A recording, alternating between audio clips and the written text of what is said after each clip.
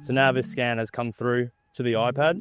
This is doing a full high-res scan in about 1:50. Like the accuracy as well. Like that's plus or minus 2 mil from a laser scanner. It's insane.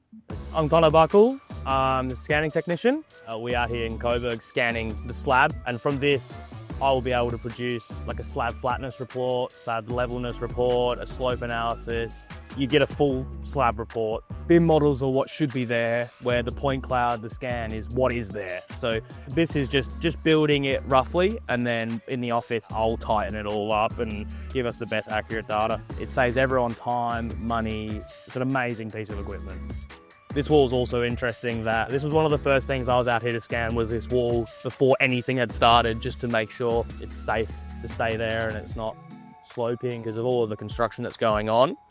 When we're scanning a data center, I've done upwards of a couple of hundred scans a day, just rolling around, setting the scan up in different locations. I love it. It gets me excited.